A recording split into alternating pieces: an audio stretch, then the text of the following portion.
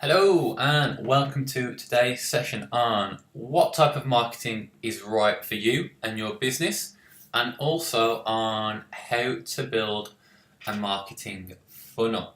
So before we go any further, what we really need to understand is exactly what is marketing, because you've entered into this apprenticeship and you're interested in marketing, you have a knowledge of it, you may have some ideas about what it is, but it's important for us to define exactly what marketing is. And marketing is what you say when you want to explain how awesome your product is and why people should buy it. It's promoting and selling services. It's the management of a process for identifying and satisfying customer requirements. And it's also communications and exchange of data and money in return for products and services. And that's all sort of a big lot of fancy words, and some of it's right and some of it's wrong, and some people may agree and some people may not. But there really there are two schools of marketing, okay? There is branding and there is direct response marketing, okay? And branding is all about creating an image for a product or a business, okay? And if you ever go, let's say you're driving down the motorway and you see a big billboard with a big McDonald's logo, okay? That's it, just a McDonald's logo, nothing else. Or let's say it's just a poster on the side of a bus with a Nike tick and nothing else. Or maybe you're travelling home and then you spot a bus stop, or you're waiting for the bus, and sometimes they have the advertising that forms part of the bus stop, and it's just the big Apple logo. And you just didn't see these logos, and what they are is they are promoting the brand and getting the image of the brand out there and in people's faces. However, we're small businesses, and we don't do this, okay? Reason is budget, all right? What we do is we do something called direct response marketing, and a lot of people who aren't in sales will understand the term direct response marketing as being sales. It's not sales, it's marketing, all right? But it's marketing that's designed to get a response, all right? So, or an action. For example, opting into a list, turning up at a shop, making a phone call, all right?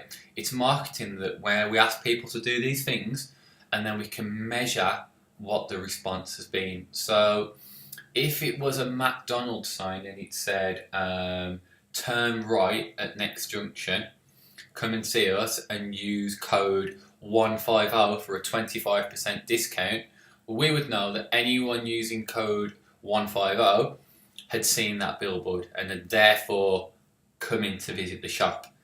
That's direct response marketing. The beauty of direct response marketing is you can know exactly what you're spending and what you're getting back from your marketing efforts, all right? With branding, it's all a little bit airy-fairy, all right? Well, so many people know about us, and we're not interested in that. We're working for small businesses, normally owned by very successful entrepreneurs. However, they're not quite at the level of Nike or Apple or Coca-Cola. And the marketing activities that we do, they need to be justified by, well, at the end of the day, they need to bring an income into the business, okay? And that's what direct responsing is, and that's what it's all about. And there's a few more than this, but the 19 main pillars that we'll use for direct response marketing are a website, which I think we all know what a website is. It's our normal company website. Squeeze pages and lead magnets. So a squeeze page is a specific page on the website where we send someone to and then ask them for their detail, which is a lead magnet. Lead magnet and opt-in are the same thing if you've studied some of the early modules. So a squeeze page is a page on a website where it's not the home page. If we're doing an advert, it doesn't matter where the advert is, but we're going to take people straight to that page. It's the page where they land. That's the squeeze page, or the landing page as some people might call it. And on that page we ask them for some details. So we ask them for their email and their first name, and in return we give them a free report. Okay, that's the process with a squeeze page or landing page, with a lead magnet or an opt-in, depending on the terminology that you're familiar with.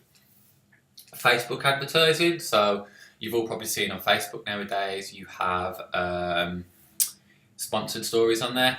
They're Facebook adverts. So essentially what that means is somebody or a company are paying to put that story or that advert in front of your face. Emails. We have Google AdWords. Google AdWords is quite similar to Facebook ads, but you all might have seen, if you go onto Google and you Google a particular subject or a particular service that you're looking for, at the top of the page you'll have 3 sponsored adverts on there, and they always come at the top. Then after that they'll come down the right hand side of the page, and again what that means is people are paying to put their adverts there. The stuff that comes up on Google at the top, the organic search, what that is that's a website with very good SEO. And very good SEO is often owned by the bigger companies, or the companies that are investing a large amount of budget in an SEO expert to do that for them. Majority of the time we're going to be working with smaller companies, with entrepreneurs, as we said, and we won't have that type of resource. So AdWords is very good for us to be able to get up to the top of Google. Remarketing. So remarketing is when somebody visits our website in particular, and we then follow them around the internet with different adverts. You might have seen if you go on to, I think quite popular now is All Saints, the clothing brand. If you go onto All Saints, you look at a particular garment on there, and you then go to a different website that has space available, you'll see adverts for that garment appearing. That's remarketing, and that's something that's done through either you do it through Google, or you can also do Facebook advertising, but Facebook advertising will only appear on Facebook. Networking, going out, networking, meeting new people, swapping of number 8, which is business cards. Okay, telesales. So we may use telesales in the business. Is telesales a marketing pillar? It can be. If you're phoning up someone for the first time and they have no idea about who you are or what you do, you need to have a certain amount of marketing in that call before it becomes a sales call. So yes, therefore it could be classed as a marketing pillar. Newsletters, used to build affinity and build relationships and trust with our audience. They are definitely a marketing pillar. SMS or text messages, we use that quite a lot to send quick, sharp communication that we know is going to be read by the recipient. Referrals is when we ask other people to refer into our business. So it could be a case that we are asking people who are already our customers to make referrals. It could be the case where we're asking another business who has our customers to make referrals. For example, if I am a personal trainer and there's a local beauty salon, we're not in competition with each other. We may be looking for the same people as our clients or customers, so we might do a referral offer where everyone who comes to me for personal training, I will then refer to the beauty salon as part of my deal, and everyone who comes to the beauty salon, they will refer back to me. Events and exhibitions, so there might be particular events or exhibitions that are relevant for your industry. So if you sell bikes, I guess you'll be off to the bike show at the NEC. If you are a franchise, you'll probably be at the franchise show. So particular events and exhibitions where people are interested in your product or service will be. You can speak to them, you can show them what they've got to do to become part of your program, and that's how events and exhibitions work. Video is very important because you can say so much of a video, and video really is becoming more so now than ever a must-have, in particular for your website. But it doesn't only have to be on your website. You can use a video on its own on YouTube. It doesn't have to be on your website. PR, which we will cover off a little bit as well in the later modules. getting the press involved and getting them promoting our business and telling people what we do. Press ads, so that's things in like newspapers, magazines that are being read by our target market. Remember our market media message? So press ads there. Direct mail. Direct mail is a piece of mail that is sent directly to someone. So it will go through their door. You know, it may be in a bright yellow envelope. It may be some lumpy packaging to get it opened and get it noticed. But that's what direct mail is, and that's another marketing pillar that we use. Flyers. I think we all know what flyers are. There's a lot of bad flyers going around, but if you can create a good one and get it in the right place, it can be an excellent pillar for you to use. And finally, we've got a sales letter. Sales letter can be sent as direct mail. It may be displayed upon your website. It may be sent through an email, a sales letter in an email format, but essentially it's a long letter that identifies exactly what you do as a business and trying to sell a particular product or service. So 19 pillars, should be using at least 12 of them in your business to make sure that if anything goes wrong, if there are any problems, if some of the pillars start to fall down and not function as you would like them to, you've got plenty of backup and plenty of new leads coming into the business. So let's look at marketing funnels, all right? And I'm going to quickly jump to a quick video that I recorded a little bit earlier so that you can have a look at exactly what a funnel is, and then we'll come back. Okay, welcome back. I hope you enjoyed the video. What we should have seen there is traffic plus conversion equals success. And there are lots of funnels, and in particular the ones we just mentioned on the board there. Slightly different example here. Okay, so choose a traffic source. If you're going to have a funnel, all right, imagine it, you have to have traffic and leads coming in the top. And you need to decide as a marketeer, where are you going to get that traffic from? Facebook adverts, Twitter adverts, LinkedIn, YouTube, emails, SEO, blogs, social media, AdWords. Any of these things can be used to generate traffic, all right? And nowadays, in marketing, you can always get traffic, okay? You need a budget to do it, don't get me wrong. But if you want traffic, you can pay for traffic. You can go on AdWords and you can get traffic coming through to your website today within a couple of hours, okay? However, you need to have the funnel underneath, all right? If you've not got the funnel underneath, there's no point putting any traffic in at the top, all right?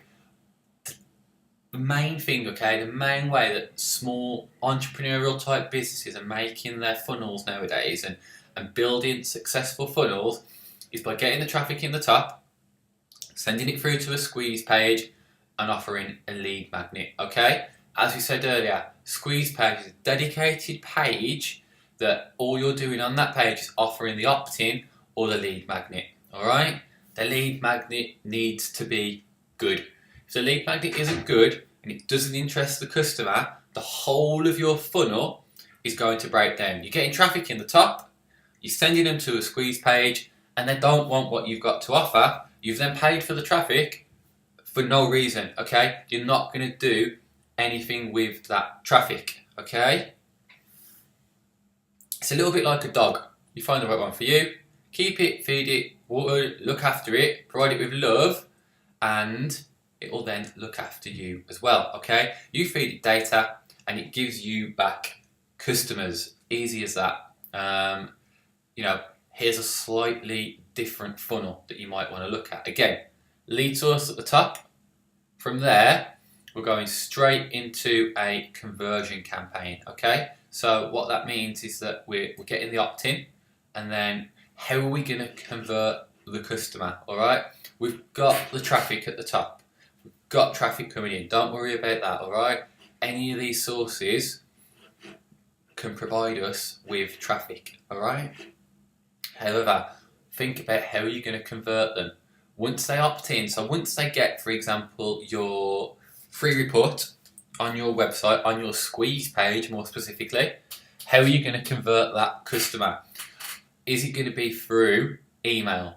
Is it going to be through direct mail? Is it going to be through video? Is it going to be through phone call? Okay, what is going to work best for your customer? And the only way to find that out is by testing, all right? Of course, all of the different mediums, all of the different pillars that we spoke about at the top of this presentation have got pros and of course they've got cons. Emails are very, very cheap and very, very easy to send. However, direct mail is more likely to get noticed and more likely to get read. Video can say more and do more. So, is it the case that you use a combination of all these things, which is what I would recommend? And then at the bottom of the funnel, all right, once you've started sending out your conversion campaign, what are you asking for? What are you asking for from the customer? Are you asking for them to book there and then, to become a customer, to make a payment? Are you asking them to book an appointment or a consultation? Are you asking them to schedule a phone call with you? Yeah? What's working for you? How much trust have you got built up with that person? Because if there's no trust there, they're not going to go straight in for a sale, okay?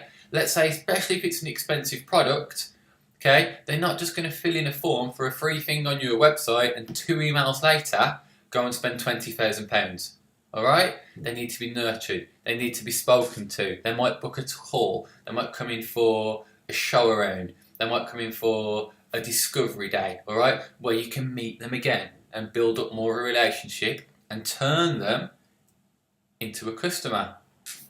So let's have a look in a bit more detail in some of these traffic drivers, all right? Facebook.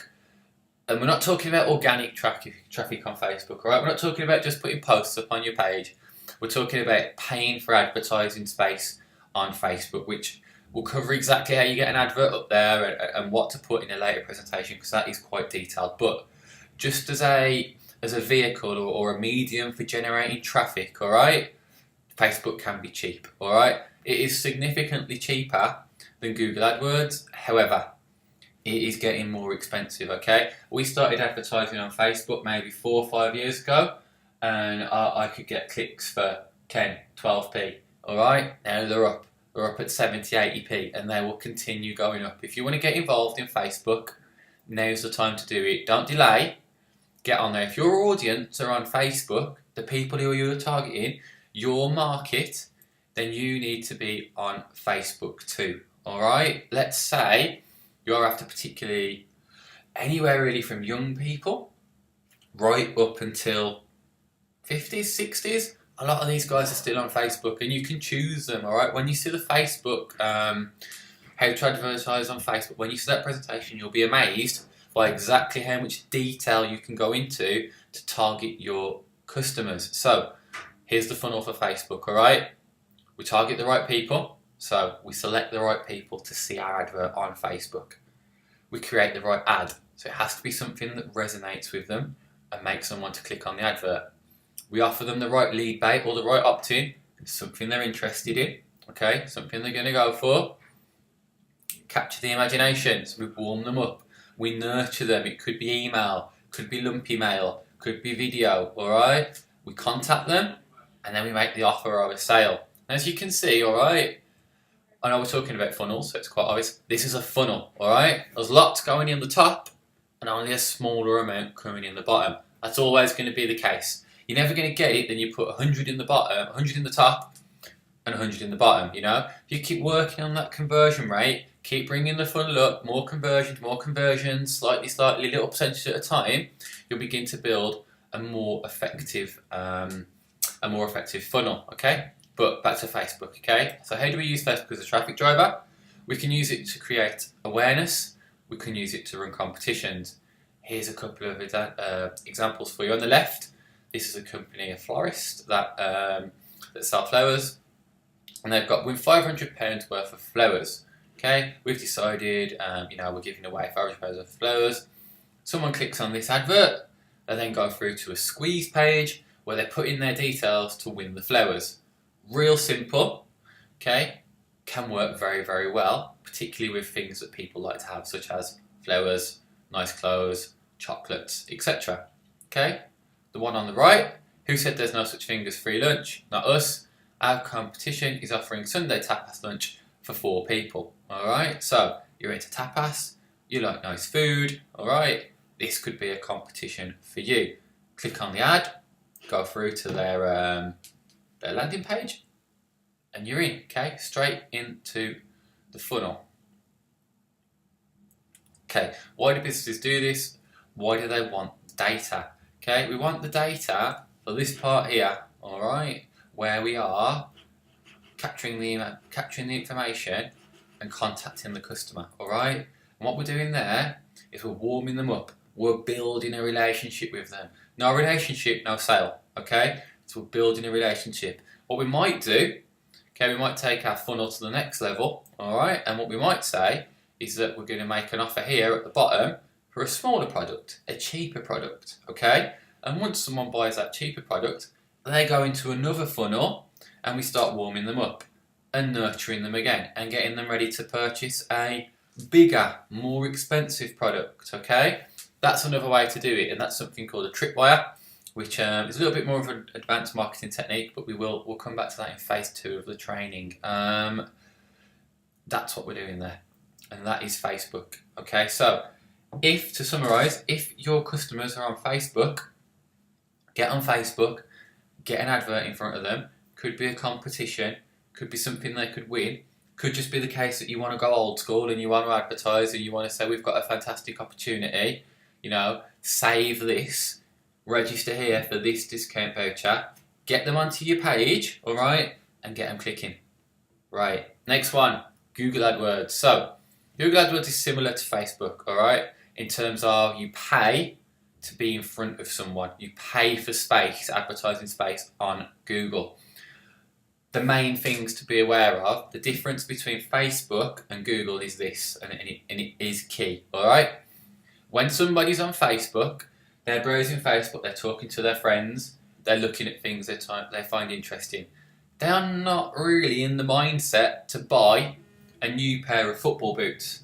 However, if somebody comes on to Google AdWords or Google and types new football boots, Nike, they are looking to buy football boots. That's where they're at. They're looking for football boots, okay? Therefore, that's why Google costs more, because the people who are searching there are looking to buy. People who you get from Facebook might not necessarily be looking to buy. They might not be at that stage, at that point, at that moment in time. And it's faster than SEO, so AdWords will get you on the first page of Google easily and quickly. It's more engaging, you can control your costs, and it helps you to beat your competitors, all right? If your competitors are not on the first page of Google, and you have a significant advantage, all right? And this is what I was talking about at the top of the presentation. These top three, all right, where you can see with a box around them, they're paid for adverts, okay? These ones on the right, they're paid for adverts, okay? So people are paying to show their advert there, okay? This stuff down here, this is organic. This happens naturally, okay? This here, this bit there where my mouse is now, let me get the pen on so you can definitely see that. I'm just going to try and draw around here. This bit here, okay, this is Google Places, which we spoke about earlier, alright? So, get yourself on Google Places, and you'll be here. If you've got Google Places, in combination with an advert, a Google AdWords advert, you will be here. You will also be either at the top or on the right hand side, okay? Where you rank, so where you come, and how far up you come, depends on how much you're willing to pay. If you're willing to pay the most, so more than any of your competitors, you'll be at the top. If you're going to pay slightly less, you'll be further down the bottom. If you're going to pay even less, like, you know, much more less, you'll be on page 3, 4, 5, 6, 7, 8 Google, whatever it might be. But you can get up there, alright? What I wouldn't advocate at all is having not tested AdWords or tested your funnel, is getting expensive traffic from AdWords and putting it into a funnel that you're not sure works, alright? If you've got a funnel and you know it works and you've tested it maybe with some of your existing customers or maybe tested it for something cheaper like some traffic from Facebook, yes, that could be the time to start looking at PPC. But don't start throwing stuff in there until you know that the funnel works. Another traffic driver is this, alright? It's paid for advertising. So adverts in newspapers, adverts in magazines, and generally just printed adverts. Okay, printed adverts are expensive, but seen by the right people in the right places, they can work. This Kia stuff at the bottom, all right, this is not what I would class as direct marketing. Okay, this is brand building, like we said right at the top today. All right, this is brand building. It will get you in front of people. Okay, where's the call to action? Where's something telling me what to do, what I'm going to save? Why is Kia the best for me? All right, it's not there. Have a look at this Rogers one over on the right. Okay, get your free holiday gift from BlackBerry now. It's a bit better. It's got an opt-in. Free card with selected gifts. It's an offer. It's not telling me where to go or what to do. All right, but these are general, typical printed ad that you see. It gives credibility because they're often in very trusted websites or trusted newspapers or magazines, which is good. And of course, you can target if you're going out in Hunter's Weekly, for example, which is a hunting magazine, and you're advertising something like shotguns, which hunters do tend to use. That's the place for you to be. If you're advertising, let's say, brand new Nike football boots in a Hunter's Monthly, it's not going to work, is it? How many hunters are interested in football? Okay, get yourself in 442 or Champions League Weekly, one of the recognised football magazines. That's where the print ad should be for football boots. Some companies say that they last longer, print adverts, because people keep newspapers or share it, or if it gets left at a dentist or something like that, it can last for longer. But, come on, when you go to the dentist, you're really browsing the adverts from that newspaper from 4 weeks ago. It's an off chance, all right? It could work. I'm not saying it wouldn't, but it's an off chance. High retention rates. So when people read offline, they tend to stay attentive and give more time to an ad. That is true. If someone is reading something in paper form, they tend to read it more and study it more. However, there are some statistics that saying that's changing. As the current generation get a bit older, there are more people using iPads and iPhones and smartwatches, etc. And therefore that rate could begin to drop. Whatever it comes down to, you've got to think about your market. Sometimes print could be the only way to go. If your audience is not online, all right, then you got to be going with print. Where else are you going to go? Especially if you're looking at the more elderly market, how are you going to get in front of them? Which publications do they read, especially in your local area? Is that going to work for you, or are you better off going online? How many 70-year-olds are on Facebook or regularly using Google? Not that many. Far more likely to respond to something dropping through the door or an advert that they see in a publication that they like. One final traffic driver. So again, same funnel, email marketing. So email marketing coming at the top, into a landing page, into a conversion campaign. All right, and it's not just about the data that comes to you through methods such as Facebook and through your website. There's other data you can get your hands on. And anyone got any ideas? I hope you have, but in case you haven't, you can buy data. All right, you can go out and you can approach companies and you can buy data collected over the last few years. All right, and you can segment it down to occupation if you want to. You can look at age group. You can look at residency type areas. It really is simple. Just put it in Google what you're looking to buy for. Make a couple of phone calls, get some quotes, and you can get data. And then you start emailing out to that list and building a relationship with them and getting them to your squeeze page, giving them the opt-in and the lead magnet, and then looking to make a conversion. It is that simple. In principle, emails have got to be good, got to be well thought out, got to have the right market media message. But if it is right, it's not rocket science, okay? And also, don't forget the people that you already have. It's not about getting cold traffic in all the time and new leads every single time, all right? If you've got business cards, old email addresses on your database, people that have purchased products from you in the past. You can be targeting them and getting them on board and getting them onto your pages. So, how do we start off a funnel with this data? It'd just be an effective email campaign driving them to a squeeze page, just as we said, the exact same as the other funnel. Just to recap, the aim of traffic drivers is so that we can put the data into a funnel, warm it up, and it becomes a lead. Alright? Once we've put the traffic in the top, we squeeze the data to find out where the interest is and who the warm prospects are.